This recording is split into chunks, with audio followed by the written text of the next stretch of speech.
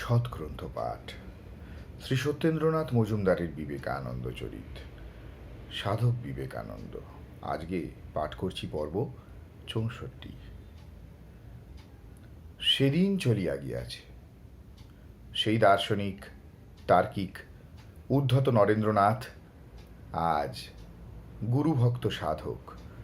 পাশ্চাত্য দর্শনের যুক্তি জাল, ব্রাহ্ম সমাজের প্রভাব তাহার চিত্তকে যে আবরণ দিয়াছিল তাহা খসিয়া গিয়াছে।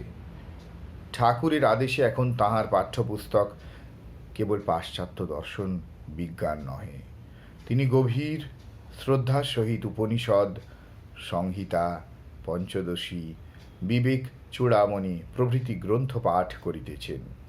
স্বীয় সমস্ত বিদ্যার অভিমান হেয় জ্ঞান করিয়া পরিপূর্ণ নিষ্ঠার সহিত ঠাকুরের অপূর্ব বাণীসমূহের মধ্য দিয়া অভিনব শ্রেষ্ঠতর শিক্ষা লাভ করিতেছেন।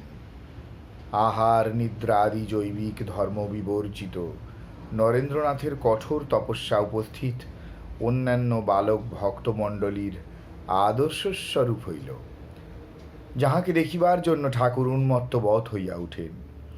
যাহার কণ্ঠের সুমধুর সঙ্গীত কর্ণে প্রবেশ করিবা মাত্র তিনি নির্বিকল্প সমাধিতে আত্মহারা হন। যাহার প্রশংসা করিতে গিয়া ভাষা খুঁজিয়া না পাইয়া ঠাকুর বলেন, ও সাক্ষাৎ নারায়ণ জীবোদ্ধারের জন্য দেহ ধারণ করেছে। তাহাকেও যদি এত কঠোর সাধনা করিতে হয়, তাহা হইলে অন্যেরা আর কথা কি?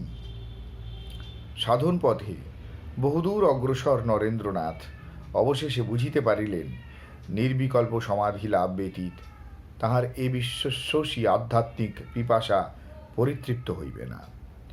কিন্তু দিনের পর দিন চলিয়া যাইতে লাগিল। পরিপূর্ণ উদ্যমের সহিত চেষ্টা করিয়াও এই বিষয়ে সফল কাম হইতে পারিলেন না।